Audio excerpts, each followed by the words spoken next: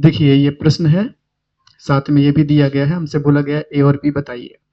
तो कैसे बताएंगे? हम क्या करेंगे, वेक्टर ए का डॉट करेंगे किसके साथ, vector A minus vector B के साथ, प्लस वेक्टर बी का डॉट करेंगे किसके साथ, vector A minus vector B के साथ, इक्वल टू 8। हम यहीं से आगे बढ़ेंगे। आगे बढ़ते हैं, ये क्या लिखा है, ये लिखा है vector A dot vector A minus, ये लिखा है vector A dot vector B, plus ये लिखा है vector B dot vector A minus vector B dot vector B equal to 8।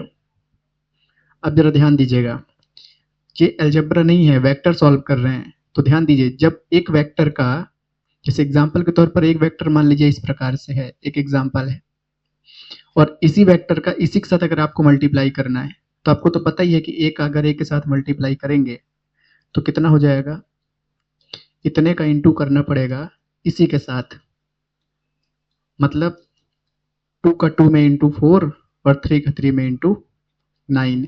मतलब जो आंसर आएगा वो एक नंबर होगा, ना कि एक वेक्टर होगा। ध्यान दीजिएगा, जब एक वेक्टर का उसी वेक्टर के साथ डॉट किया जाता है तो जो आंसर आता है वो एक नंबर होता है, स्केलर क्वांटिटी हो जाती है।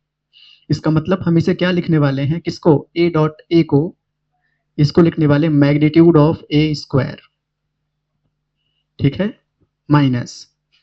अब ध्यान दीजिए, चाहे आप ए का डॉट बी में करिए या चाहे आप बी का डॉट ए में करिए, आंसर सेम आएगा। इससे क्या होगा, हम इन दोनों को काट सकते हैं क्योंकि दोनों सेम बातें लिखी हुई है, माइनस। जैसे ए का ए में इंटू किए थे तो वेक्टर ए का स्क्वायर मैग्नीट्यूड कर दिए, वैसे बी का बी में करेंगे तो बी मैग्नीट्यूड का स्क्वायर कर देंगे, इक्वल टू 8। कोई दिक्कत यहां तक? और एक रिलेशन दिया हुआ है, इसको यूज करेंगे। वेक्टर ए कितना दिया हुआ है, magnitude of vector A 8, magnitude of vector B, तो यहाँ पे रख दें, कितना जाएगा 8 magnitude of vector B whole square, ये स्क्वायर यहाँ पर, minus magnitude of vector B whole square equal to 8। अब आप देखिए 8 का स्क्वायर तो कितना होता है, और b का स्क्वायर करेंगे तो मैग्नीट्यूड ऑफ b स्क्वायर हो जाएगा, minus magnitude of b square equal to 8। तो क्या आपको ऐसा नहीं लग रहा कि 64 मैग्नीट्यूड ऑफ b स्क्वायर में एक magnitude of b square minus होगा, तो 63 मैग्नीट्यूड ऑफ b स्क्वायर बचेगा, इक्वल टू 8। कोई दिक्कत यहां तक?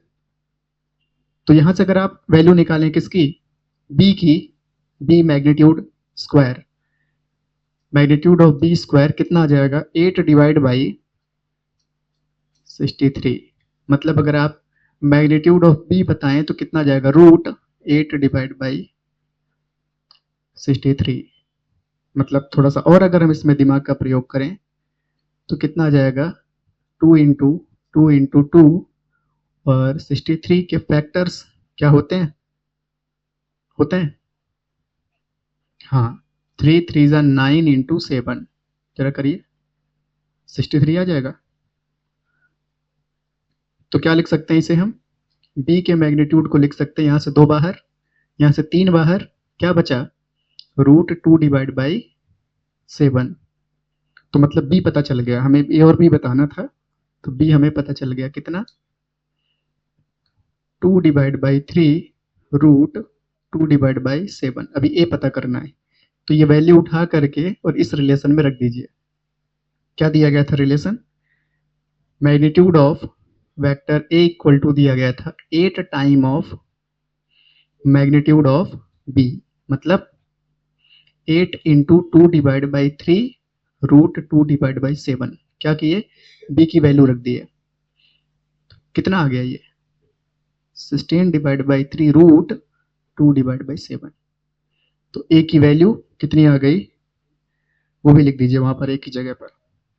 अब आप इतना करने के बाद 16 divide by 3 root 2 divide by 7, तो ये a और b के आंसर हो गए।